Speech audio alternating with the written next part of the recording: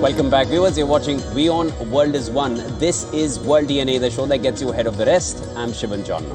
And I'm Adha Juneja, and on the show today, tensions are escalating sharply around the Strait of Hormuz as Donald Trump renews his claims that the strategic waterway could become U.S. territory, while Iran rejects the idea. Well, amid stalled talks and rising regional attacks, the UAE has halted trade with Iran, while Iran-backed Houthis have targeted Saudi Arabia, raising fears of a wider West Asia conflict. Well, we'll get you all about this on the show today. And as we track that, we also put the spotlight on the Meta aspect here. It's facing a federal trial over allegations that Facebook and Instagram were designed to keep children and teens hooked despite known mental health risks. 4 states in the US are seeking around $200 billion in penalties and changes to Meta's platforms. But did Meta put engagement ahead of child safety? That's the big question. We'll be dealing with that right here on World DNA. Let's start with the headlines first.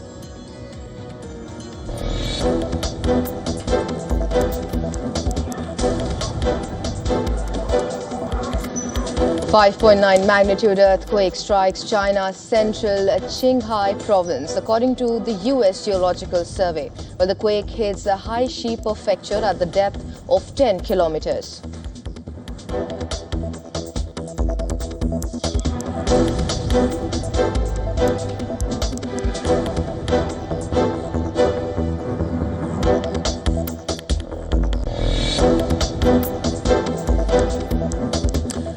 Donald Trump says no talks are underway with Iran as he shares an AI image labeling the Strait of Hormuz new US territory. Iran calls his claims delusional, vowing they will soon be corrected.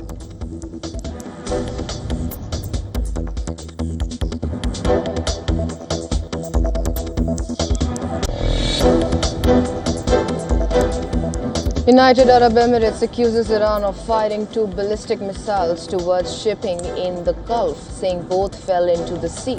Well, Tehran denies launching any missiles, calling the claim harmful to regional security.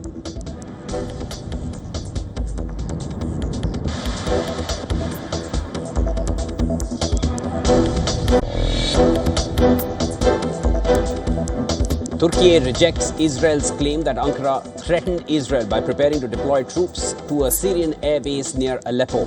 Israel says the deployment could threaten its security after a strike hit the base.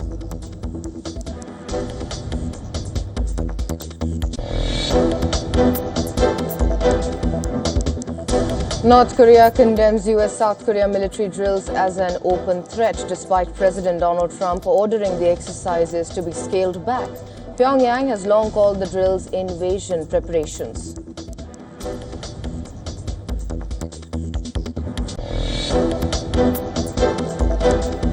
Russia says a Ukrainian drone strike near Zaporizhia nuclear power plant kills 1 and injures 17, mostly nuclear plant workers. Attack follows Russian strike on Kharkiv region that killed 10, prompting Ukraine to vow retaliation.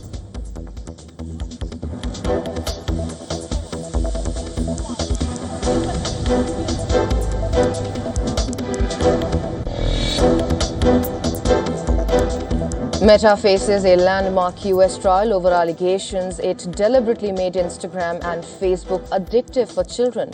States seek up to $200 billion, calling the case social media's big tobacco moment.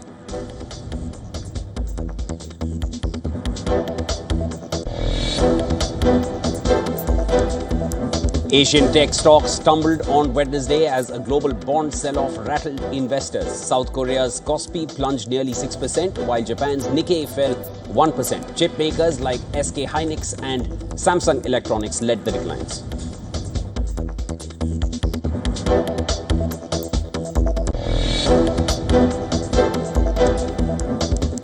Lakshya Sen comes from behind to beat Collins Philemon Valentin in the 2026 BWF World Championship. The 14th seed Sen dropped the first set but made a strong comeback in the second and third sets to qualify for the round of 32.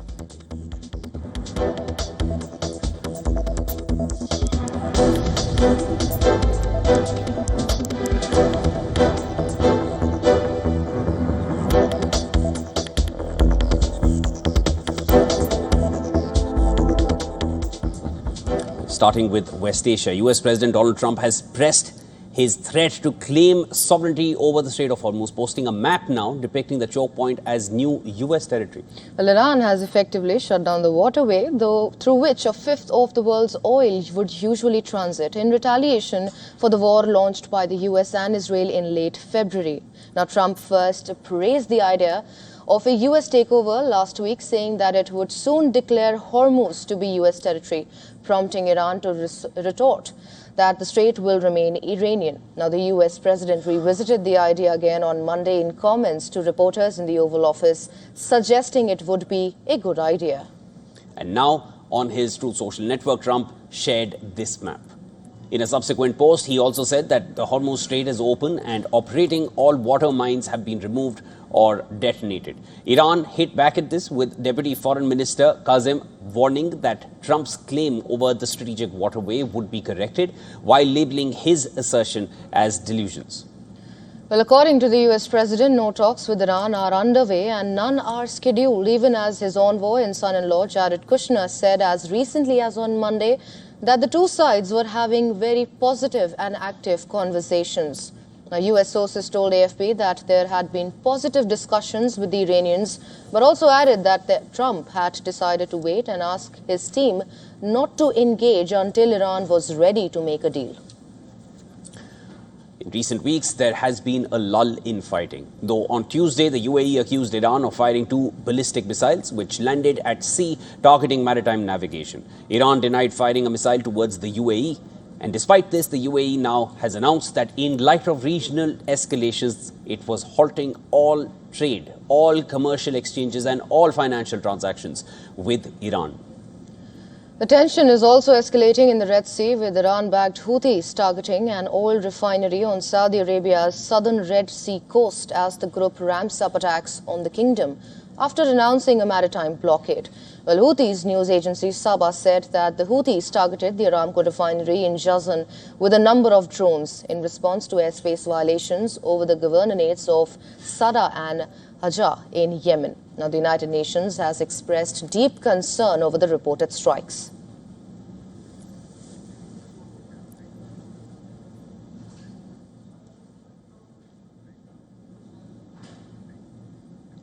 After targeting an airbase in northwest Syria, Israel has accused Syria of violating a security agreement. Now, Israel has alleged that Syria was allowing Turkish troops at the airbase near Aleppo. However, Turkey has called the Israeli allegations frivolous. Israeli Prime Minister Netanyahu's office says that Syria was close to breaching a security understanding with Israel. According to Israel, Syria allowed Turkish troops to deploy at the targeted airbase. Israel also says that it had repeatedly warned Syria against such a move, saying that the deployment could pose a security threat to Israel. However, Israel did not directly claim responsibility for Tuesday's strikes in its initial statement. Israel has carried out hundreds of strikes in Syria since the fall of longtime Syrian leader Bashar al-Assad in late 2024. But Tuesday's attack was far from the security zone Israel maintains in southern Syria. Well, Turkey has strongly rejected Israel's justification for the strikes. The Turkish government accused Israel of trying to justify what it called unlawful attacks on Syria. Turkey also said the strikes violated Syria's sovereignty and territorial integrity. Well, the United States has also criticized the attack. U.S. envoy for Syria, Tom Barrack, confirmed that Israel carried out the strikes on the Syrian airbase. Barrack called the attack an unnecessary escalation. Well, he said it would not help bring stability to the region. Now, the U.S. envoy urged all sides to choose dialogue instead of further military action.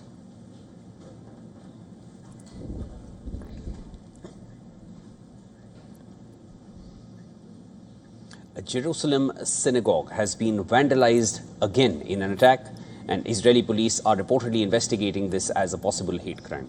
Well, on midnight on Tuesday, a group of young people reportedly entered the grounds of a prominent Reform synagogue. Well, they broke a window and entered the prayer hall, damaging artwork and ripping down pride flags. At least 3 people were reportedly at the scene, while no one was inside at the time. Investigators are reportedly reviewing the footage of the incident and are collecting fingerprints. Now, police have reportedly not identified any suspects, announced any arrests, or disclosed a motive. Now, the particular Jerusalem Reform Synagogue has faced previous attacks as well over its support for the LGBTQ community. In 2018, a large rock was reportedly hurled into the synagogue's courtyard while more than 200 people were celebrating a Jewish holiday. In June of 2023, the synagogue reported 2 break-ins within weeks. Intruders reportedly removed pride flags, and during one incident, they even entered the sanctuary.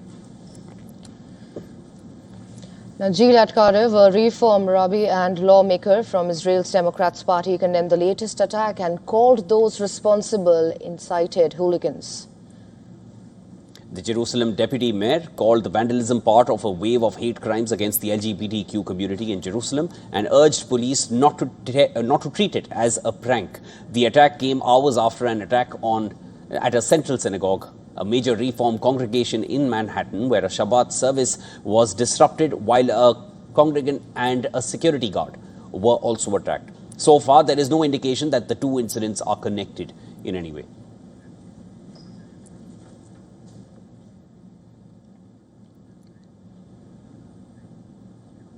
Going over to some updates from Russia, Ukraine. A Russian attack on a village in the Kharkiv region of northeast Ukraine killed 10 people. Kharkiv regional governor said that the Russian attacks carried out a rocket strike on the village around 40 kilometers from the Russian border. The strikes hit a busy intersection, a location with a postal office and stores surrounded by residential buildings. The video also showed bodies of the victims covered with emergency blankets and rescuers working amid destroyed buildings, smoldering rubble and cars reduced by fire to charred shells. In his social media post, Ukrainian President Volodymyr Zelensky has promised a response for the attack. Now, amid the drone attacks, Ukrainian Foreign Minister Andriy Sybiga and his Belgian counterpart Maxime Prévost were forced to hold talks in an underground shelter as an air alert blared out in Kiev. Sybiga posted a picture of the 2 top diplomats sitting at a table in a windowless room and a video of the 2 delegations making their way through underground corridors. Meanwhile, Ukrainian forces staged one of their biggest drone attacks on Russia, firing almost 800 drones just 2 days after launching a similar salvo, as one of the strikes killed 1 person and wounded 17 others. Most of the deceased were members of the staff at the Russian-controlled Zaporizhzhia nuclear power plant. Now, the International Atomic Energy Agency said that a drone exploded at a bus stop used by staff traveling to the nuclear plant at around 6 a.m. local time on Tuesday. Now, the Zaporizhzhia nuclear power plant is Europe's largest nuclear facility and has repeatedly been at the center of safety concerns during the war. Well, the warring countries are currently locked in an escalating duel of long-range aerial strikes, as fighting on the roughly 1,250-kilometer front line in eastern and southern Ukraine is restricted by large numbers of drones and ground robots threatening troop movements. Well, as the conflict continues, Russian Foreign Minister Sergei Lavrov warned that Russia had the right to regard the direct involvement of British-made weaponry in strikes on Russian territory as British participation in the war in Ukraine. Now, his comments came after the Times newspaper reported that British-made drones had been used for long-range strikes against Russia for the very first time. This means only one thing. The President, Vladimir Putin, warned about our right to act in any area of the ocean if someone encroaches on our interests and our property, ships. Similarly, we have the right to consider this proudly declared direct involvement of British missile forces in strikes against the Russian Federation as UK's direct involvement in the war with all the ensuing consequences. And following the warning from Moscow, UK Prime Minister Andy Burnham said that Britain will support Ukraine 100% against Russia and remain at its side in its hour of need. This is the UK doing what it has long said it would do, which is to support Ukraine 100% against this illegal war led by Vladimir Putin. We are providing support so that Ukraine can defend itself, and that's been the British position all the way through this conflict by previous Prime Ministers. It remains the case with me. We are not fair weather friends. We will be there in Ukraine's hour of need, and that won't change. So far, Britain's Ministry of Defence has not confirmed whether British drones had been used, although according to the Sunday Times, one of the companies involved is a subsidiary of defence giant BAE Systems.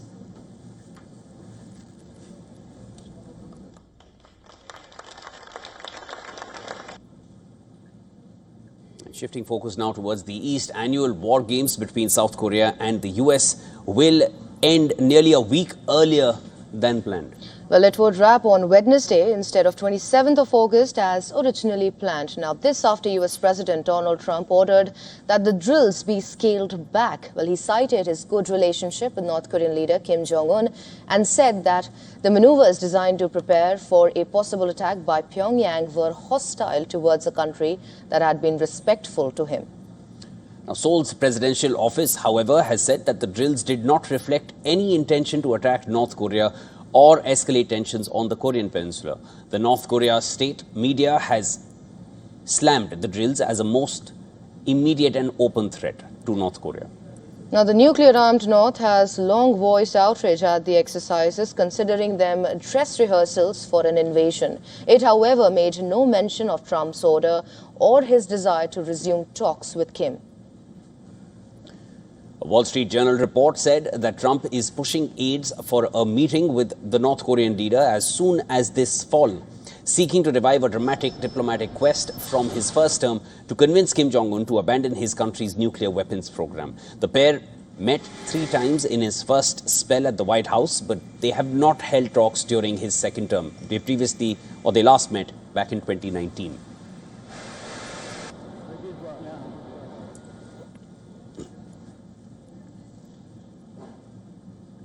A social media company, Meta, is facing a federal trial over allegations that Facebook and Instagram were designed to encourage excessive use among children and teenagers.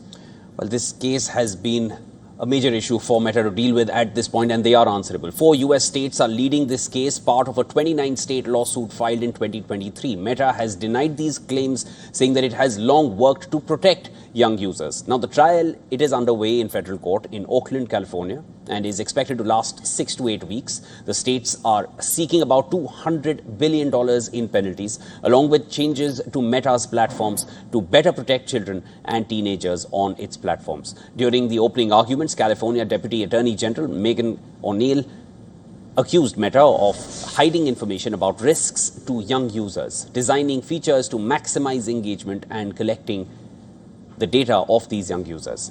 The states also allege Meta interfered with its own research into the potential mental health effects of its platforms. This is about our children, the next generation, our kids. They deserve to be safe. And Meta has acted unlawfully here. We are here to hold them accountable. We look forward to continuing our trial and bringing our case forward. Meta has designed and deployed a dangerous product with dangerous features that they knew would create excessive use and compulsive use by children, and it would create mental health harms, including things like anxiety and depression. Meta attorney Paul Schmidt rejected the state's characterization of the company's conduct. He pointed to serious harm suffered by their children. We know it was the predictable outcome of a platform Meta knew harmed children, while none of the rest of us had any idea. Knowing that within 20 minutes is all it took to get to my son,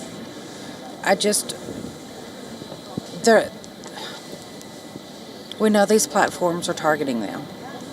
If you look into sextortion and look at our children, they're all the same. They were playing sports, they were happy. And then in 20 minutes, life changed. Violent tremors are shaking the globe as powerful earthquakes battle cities from Indonesia to Colombia. But deep beneath our feet, these massive seismic shock waves have just exposed a baffling planetary mystery. Scientists have confirmed that the solid iron core at the very center of Earth has slowed down and is now moving backwards relative to the surface. There's more in this next report. Take a look.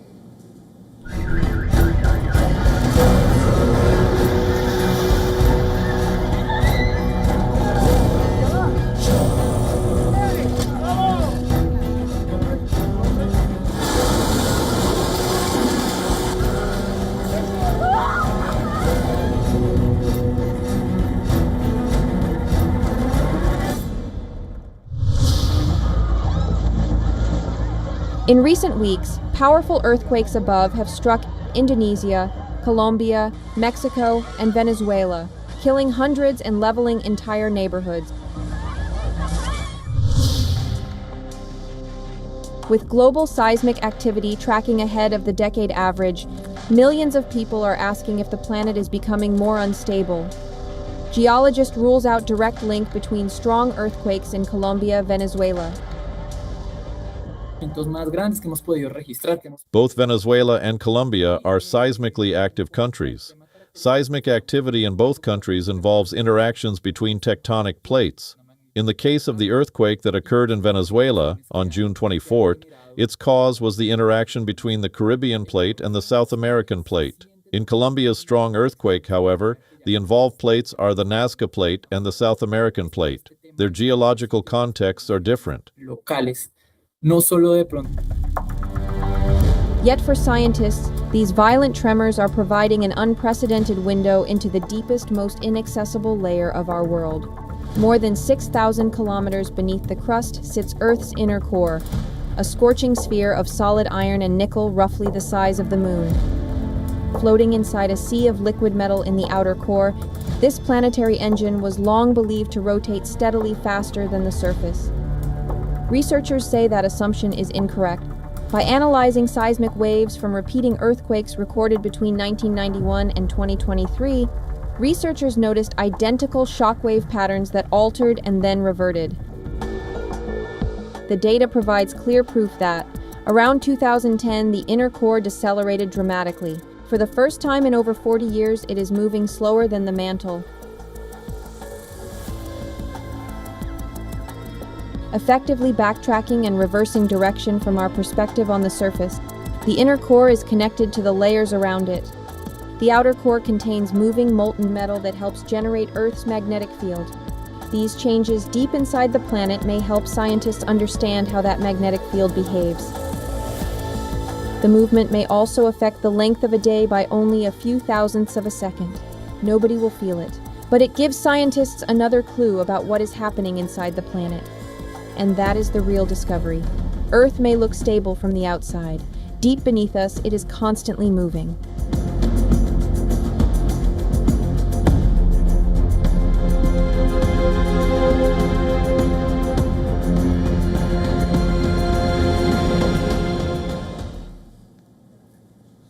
All right, viewers, time to slip into a very short break. This is World DNA. We will be back. Please stay with us. This is WION The World is One.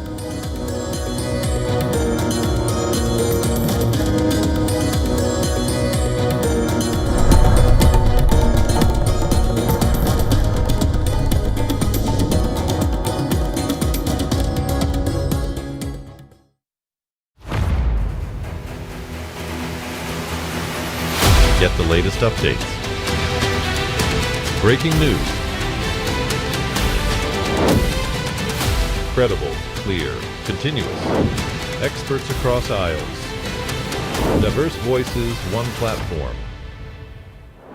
WION World is One. The Israeli drone is above our heads all the time in Lebanon. More than 200,000 civilian homes have been destroyed. This looks like it used to be a toy for a little girl. Can't but wonder while I'm walking between all of this rubble, how many lives were destroyed, how many kids were traumatized, how many women lost their families. If this isn't a war crime, then what is? From the southern suburb of Beirut, I'm Radi Francis for WION The World is One. No more, understand better, think ahead. Hello and a very warm welcome. You are watching Gravitas with me, Molly Gambhir.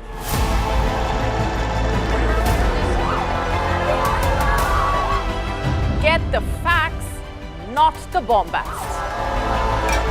On the 26th of March, dynamic pricing, Baloch separatists, Gravitas cuts out the clutter. Gravitas keeps calm when others scream. Gravitas brings news to life.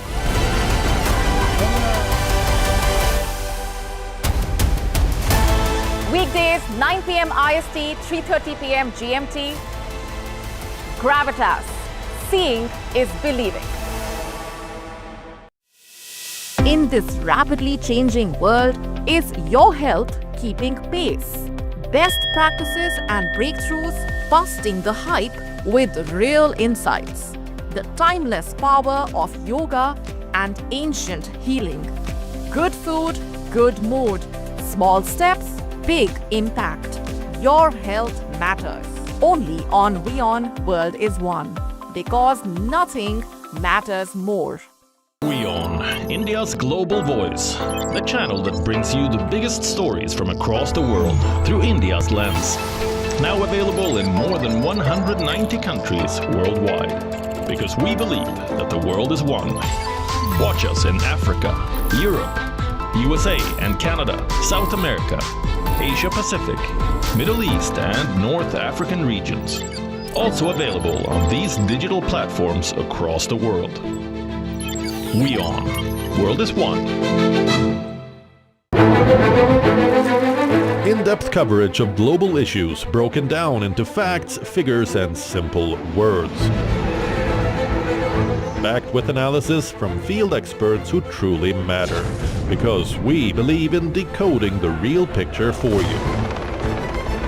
So you get a much wider and deeper understanding of stories from around the world. A 360-degree analysis.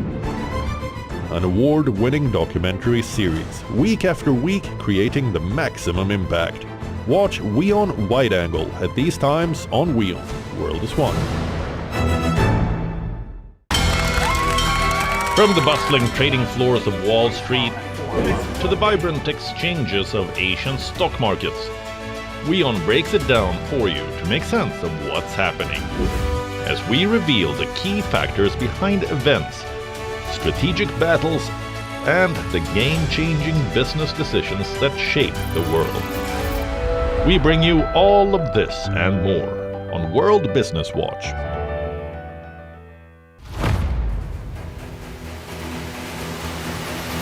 Get the latest updates. Breaking news. Credible, clear, continuous. Experts across aisles.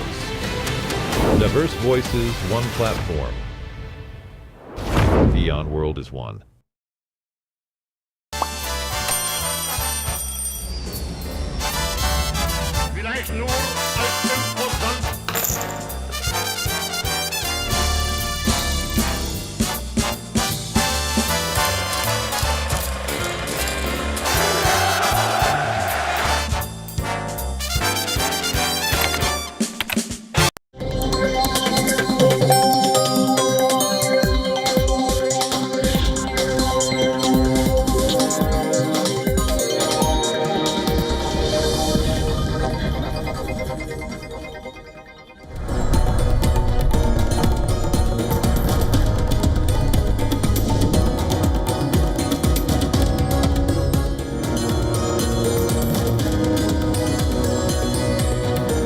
Thanks for staying with us. You're watching WION World is One, and this is World DNA. I'm Aditya Juneja and my colleague Shivan Chana. Let's start with the headlines we're tracking for you at this hour.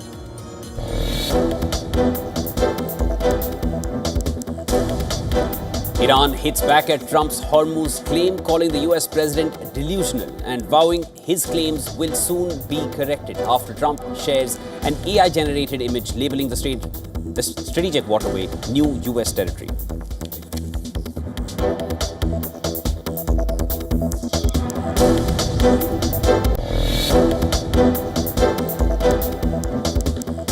The United States is working to establish a de-confliction mechanism between Israel, Turkey and Syria after an Israeli strike on a Syrian airbase, while U.S. envoy Tom Barrack says calm prevented escalation.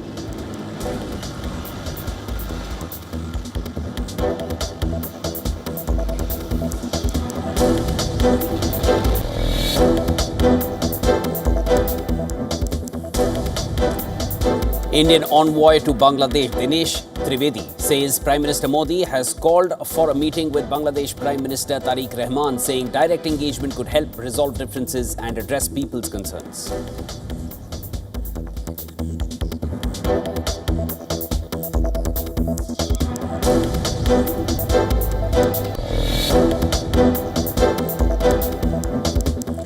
.9 magnitude earthquake strikes China's central Qinghai province, according to the U.S. Geological Survey. Now, the quake hits Haixi prefecture at the depth of 10 kilometers.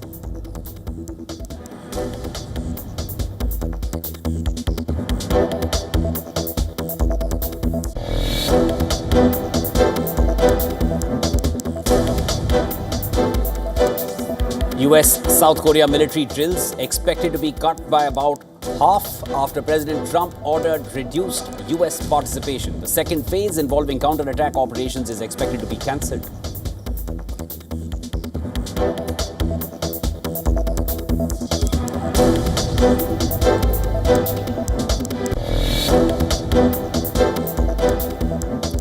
Ukraine's ousted Defense Minister Mikhailo Fedorov calls for elections during wartime, citing a governance crisis. Now, the move marks a major internal challenge to President Volodymyr Zelensky since Russia's invasion. Internal challenge to President Volodymyr Zelensky since Russia's invasion.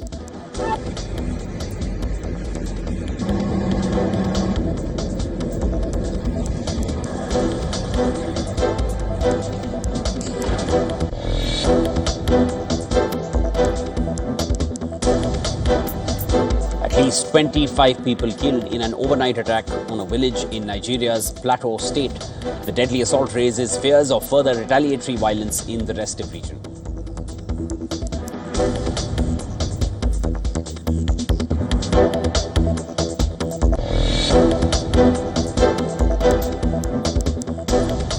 Canada's Prime Minister Mark Carney held urgent talks with President Donald Trump as a 50% US tariff on Canadian goods nears its midnight deadline. Negotiators are racing to secure a deal, but Washington says no agreement is final yet.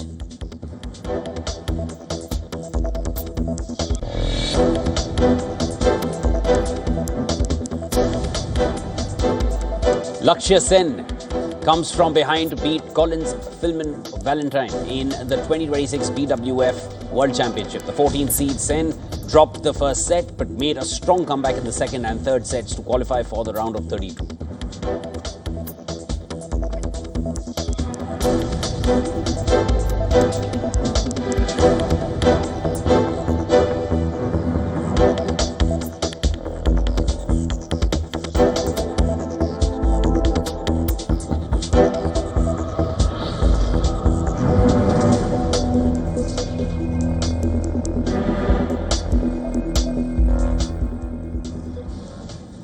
In a major political storm from India's national capital, former Delhi minister and senior Aam Aadmi Party leader Satyendra Jain has been arrested by the Anti-Corruption Bureau in connection with the alleged Delhi Water Corporation scam. Jain was arrested along with the former Delhi Jal Board CEO and 4 other people over charges of large-scale irregularities, manipulation and criminal conspiracy in the tendering process for upgradation of the DJB's sewage treatment plants. Well, this is not the first time Jain has landed in the net of law agencies. He had been arrested by the ED in a money laundering case back in May of 2022, following which he spent 6 months in jail. He later got bail on medical grounds but was jailed again in 2023 before getting regular bail in October of 2024. Aam Aadmi Party chief and former Delhi Chief Minister Arvind Kejriwal lashed out at the BJP over Jain's arrest, claiming that it had been done at BJP's behest. Well, Kejriwal took to social media and posted in Hindi that everyone still remembers the ordeal they put him through by throwing him in jail a short time ago. Well, the previous case was fabricated and this case will also be proven fake. Meanwhile, Delhi BJP President Harsh Malhotra has accused the previous Aam Aadmi Party government of failing to establish sewage treatment plants in the city. Delhi Cabinet Minister Parvesh Verma has also linked the arrests to accountability over the alleged DJP tender irregularities.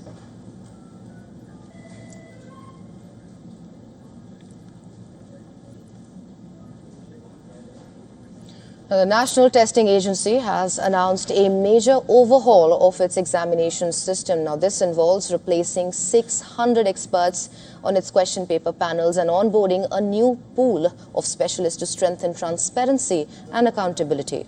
And Union Education Minister Prahlad Joshi has directed that all necessary security and related infrastructural facilities be put in place for the smooth conduct of examinations. The reform comes after a review by the Education Ministry, which has directed the NTA to introduce a 4-tier question paper scrutiny system to tighten checks before exams are conducted.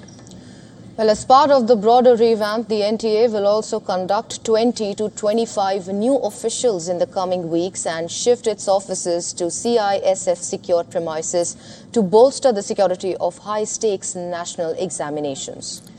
Now, to give more context here, the NTA has faced intense scrutiny over repeated lapses, from the 2024 NEET paper leak to fresh errors in the UGC NET 2026 question papers. The NET paper leak also triggered massive youth-led protests at Jantar Mantar. We saw just recently in New Delhi and across the country, eventually forcing then Education Minister Dharmendra Pradhan to step down from his post. Well, according to the centre, the shift is aimed at rebuilding trust in India's largest entrance examination system.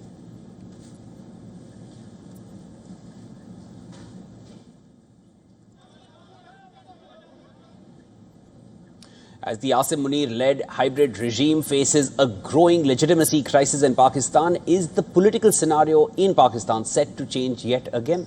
Well, in a big boost for the opposition, ex-Pakistan PM Imran Khan secured a major relief from the country's Supreme Court after being in Lahore's Adiala jail for over 3 years. A 3-member Supreme Court bench ordered the cricketer-turned-politician to be moved to Islamabad's Shifa International Hospital for treatment until at least September 16th. And this came in the wake of growing concerns over the health of the Pakistan Tehreek-e-Insaf founder. He has been taken to a hospital run by an institution in which we do not have confidence or trust. Today, the Supreme Court ordered that within 2 days, Imran Khan be transferred from Adiala jail to Shifa International Hospital in Islamabad. Well, Khan will have to be transferred to the private hospital within 48 hours. Now, the Pak SC also ordered the creation of a medical board for him comprising an eye specialist, a general physician, a cardiologist, and Khan's personal physician, Dr. Faisal Sultan. Now, the court also made it clear that Sultan, as well as the PTI founder's sister, Dr. Uzma Khan, will be associated with this treatment. Now, this is not all. According to the court's order, the jail authorities have to facilitate weekly meetings with his family and regular calls with his UK-based sons. Now, the cost of the treatment shall be borne by the ex-PM's family. Well, however, there is a cover-up being attempted. Even as rumours about Khan's death have been doing the rounds, Pakistan's top court has chosen to gag the media. Now, the Pakistan Supreme Court directed Khan's family and lawyers not to share his medical reports with the media. It further directed that no media talk, political activity or press conference will be held outside the hospital by anyone meeting Imran Khan. According to the court, the order cannot be recalled if these directives are violated. And this raises another key question. Is the Pakistani establishment trying to hide the reality of Imran Khan's medical condition?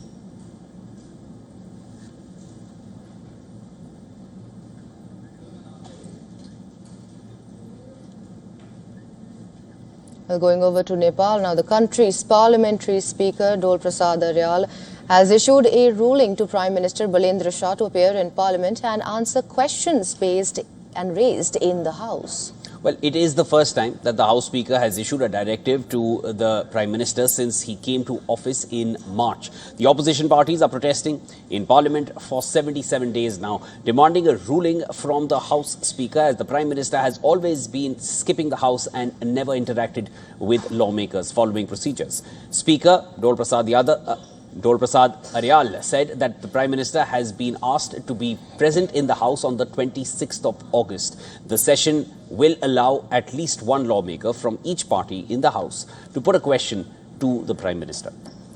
Well, following the announcement, the opposition parties ended their obstruction of the House. The opposition had been disrupting House proceedings over Shah's May 31st remark that Nepal had encroached on Indian territory. Well, they had demanded that he withdraw the statement or clarify his position. Now, according to Nepal's parliamentary rules, the Speaker allocates the first hour of one House meeting during the first week of every month for lawmakers to ask the PM questions.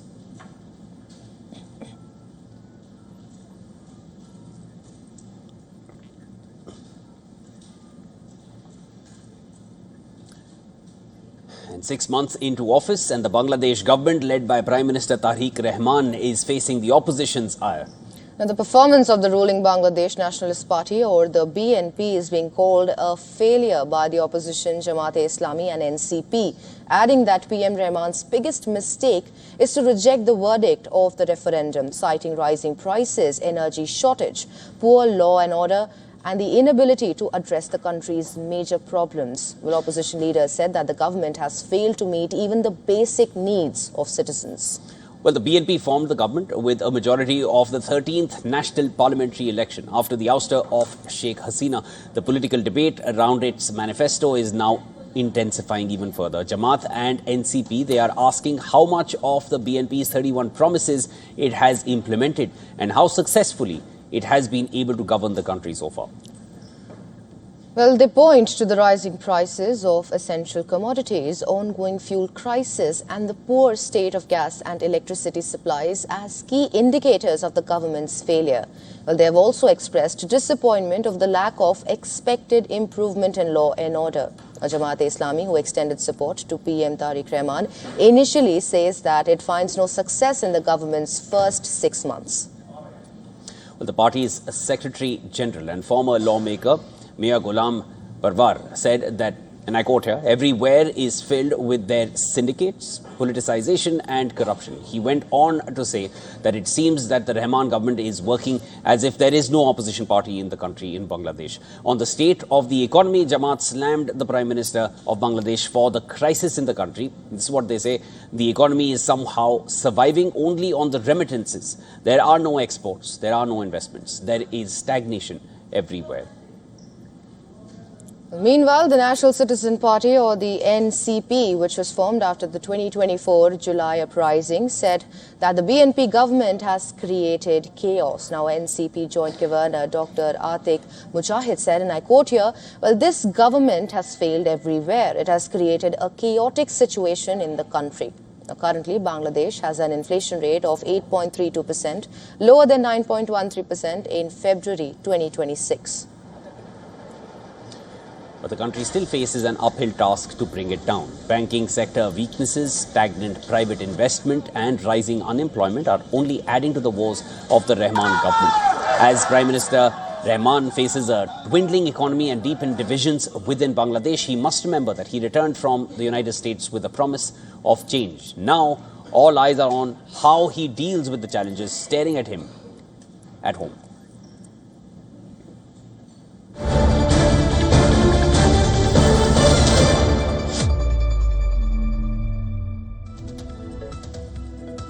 Well, we have some breaking news that is coming in at this hour. A massive fire has broken out in a hotel in Kolkata, killing 9 people, including children. Now, the hotel is located in Mirza Ghalib Street near New Market. Several people were trapped, 9 rescued in an unconscious state. And there have been deaths that have been reported too. 6 others fell ill due to smoke inhalation and have been hospitalized. It is suspected that the fire was caused by an air conditioner unit bursting. The incident comes just days after a fire at a hotel near Tarapit Temple in West Bengal's Birbhum district. This is the breaking development we're tracking for you viewers. A massive fire has broken out in a hotel in Kolkata, killing 9 people, including children. The hotel is located in Mirza Ghalib Street near the New Market. Well, for more on this, our correspondent Shreya Ghosh is joining us on the phone line. Well, Shreya, can you please get us all the details that has happened in Kolkata as of now? Well, the local residents are telling us that the fire broke out at the hotel in New Market around at 3 a.m. and on receiving the information, 4 fire engines had arrived and the disaster response force also reached the spot. But there were several guests staying at the hotel, including Bangladeshi citizens as well. 9 people were rescued in an unconscious condition and taken to the hospital, the Medical College Hospital in Calcutta. The 4 fire engines brought the hotel fire under control. Police have now cordoned off the entire area around the hotel. The hotel owner is still untraceable. The hotel manager has been detained and is being questioned by the New Market police station. And it has also been confirmed, as you were saying, that all 9 of those rescued have died. So far, neither the hospital nor the administration has issued any official statement on this beyond the receipt of the bodies. Among the deceased, there are 6 males, 2 females and 1 male child. And as I said earlier, some of the deceased are also Bangladeshi citizens. They had come to Kolkata for medical treatment. And it is also learned that after the fire initially started from the air conditioner burst, it spread to 4 rooms of the hotel. Many people climbed onto the roof. However, the 9 people who were rescued in an unconscious state had not woken up from their sleep, it is said, and that is why they got trapped inside, and when they were rescued, they already lost their life because of the smoke inhalation. Back to you.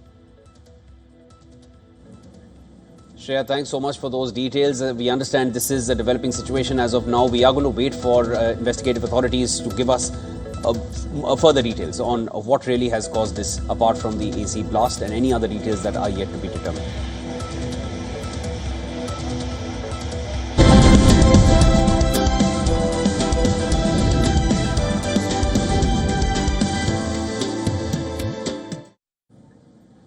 China's consumer economy is showing a surprising divide. While national domestic demand remains weak, some of the country's wealthiest counties are seeing consumption levels that rival.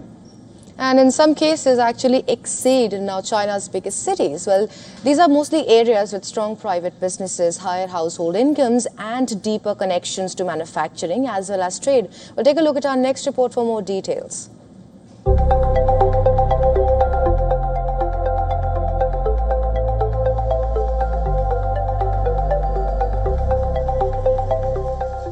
China's consumption story is no longer just about Beijing, Shanghai or Shenzhen. Well, some of the biggest spending is now coming from county-level economies, particularly in eastern China.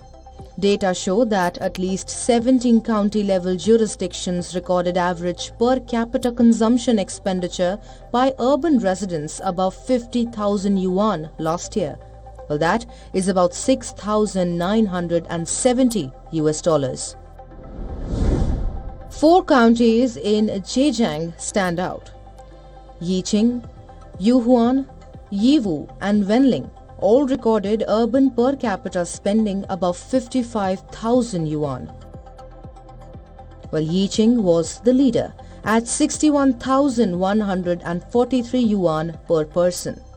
Yuhuan recorded 59,175, Yiwu 58,839 and Wenling 55,260 yuan.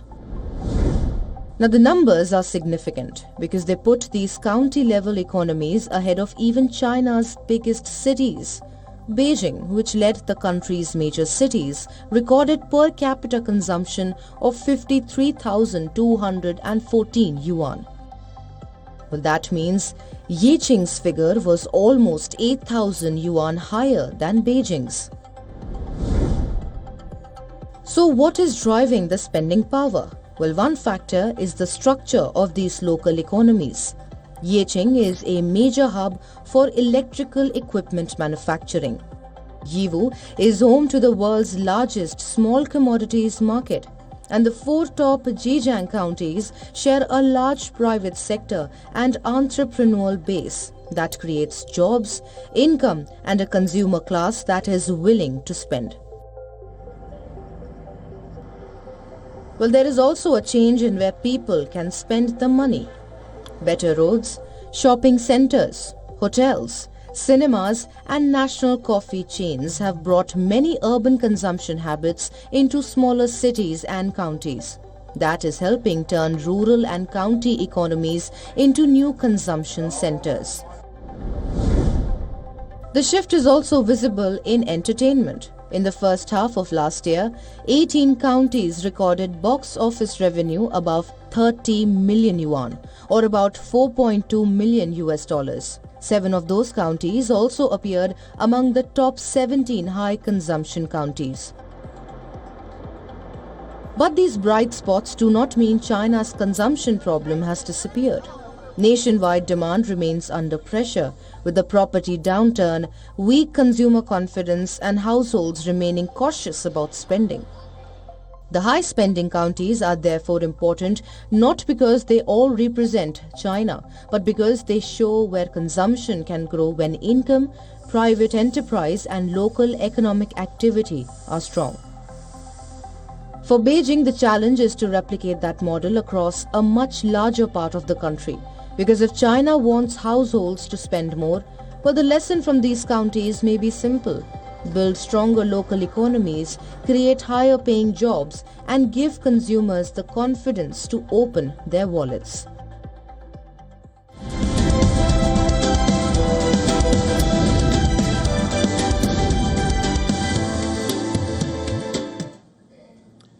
AI jobs, they are among the fastest growing and best paid opportunities in the US labor market.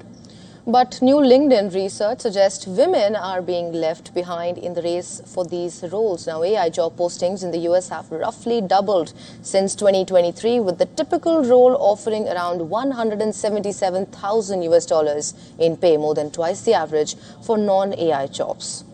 Well, the research stated that women accounted for just 26% of AI hires in the US in 2025, compared with 50% of hires into non-AI occupations. LinkedIn says women's share of AI roles is about 10 percentage points lower than their share of non-AI roles. And the gap becomes even wider at AI-focused companies, where women make up around 5 percentage points less of the workforce than at comparable non-AI firms.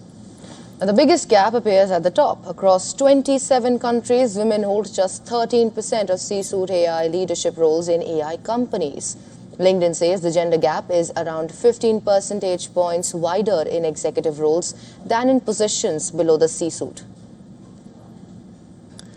Well, education is another barrier. Around 91% of AI workers have a bachelor's degree or higher, and that figure rises above 95% in many of the highest paid roles, including head of AI, director of AI, and member of technical staff positions. And the research suggests that AI talent gap is there at multiple stages, from getting hired into AI roles to moving into leadership, and as AI becomes a bigger part of the labor market. Now, the question is whether these new opportunities will be shared equally.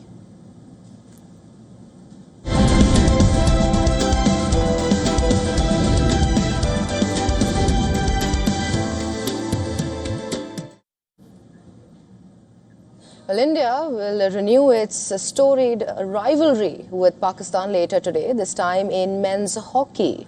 But this is going to be the first match between the neighbours at the Hockey World Cup since 2010. Pakistan is the most successful nation in men's Hockey World Cup history with 4 titles, but the team is a shadow of its former self. India has dominated the head-to-head matchup in the last decade, and Pakistan has not beaten India in men's hockey since 2016. The two teams clashed most recently in the FIH Pro League in June, where India came out on top on both occasions. India remain favourites to win the World Cup clash in the Netherlands. India is currently second in the pool, in Pool D, with 3 points from 2 matches. India won its opener 3-1 against Wales, but lost 4-2 to England on Monday, while world number 12, Pakistan, only have 1 point from 2 games, which means they are at the bottom of the table. India must win against Pakistan to guarantee progress to the next round, while a draw will also be enough if Wales do not beat England in the other Pool D match today.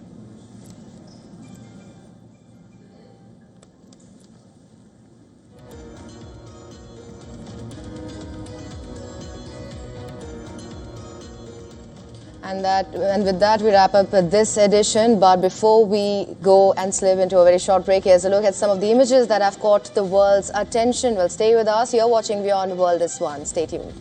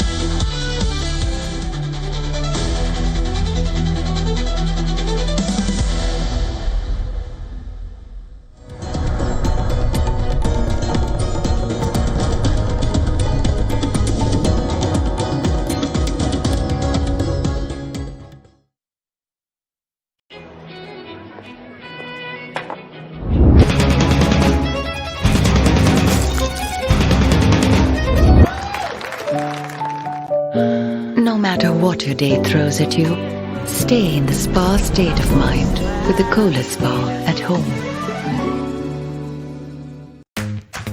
Robots sparring for a fight, not for entertainment or for sport. Surgical arms that can feel to give surgeons a sense of touch. Traditional warships are facing flotillas of unmanned vessels. The smartwatch is passé, smart bands are just as effective at monitoring health. Put a ring on it this week on Take It Out at these times.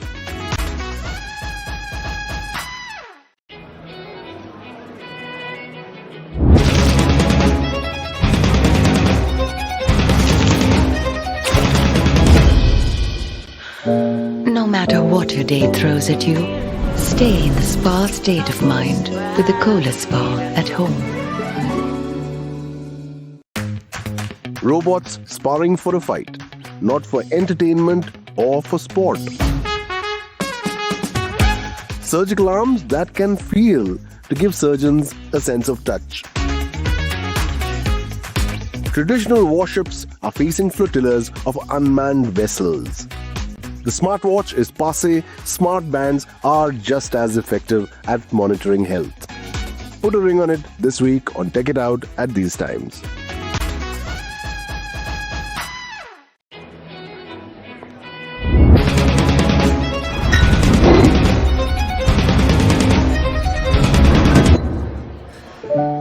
No matter what your day throws at you, stay in the spa state of mind with the Kohler Spa at home.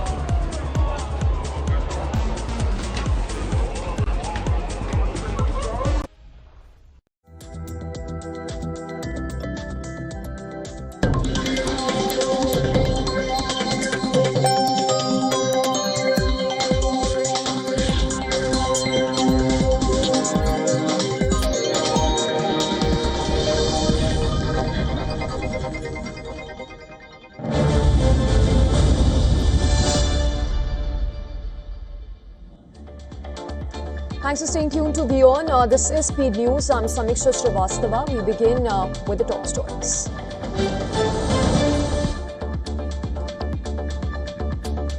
President Donald Trump says there are no talks or conversations taking place or scheduled with Iran. Trump also said that the US naval blockade remains in effect while claiming that the Strait of Hormuz is now open and operating, and this while Iranian parliament speaker said that the Strait of Hormuz will not be opened unless the United States fulfills its commitments under the US-Iran Memorandum of Understanding. Also, Ghalibaf listed some of the conditions under the MOU for the waterways reopening as a lifting of the anti-Iran naval blockade, releasing Iranian frozen assets, removing oil sanctions, and stopping threats and military operations on all fronts.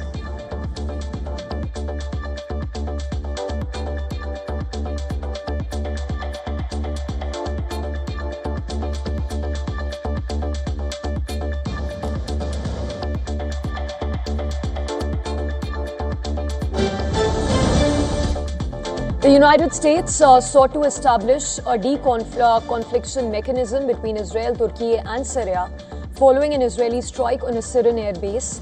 US envoy Tom Barak said that efforts to maintain calm help prevent the situation from escalating further. Washington aimed to reduce the risk of further clashes and maintain communication between the countries.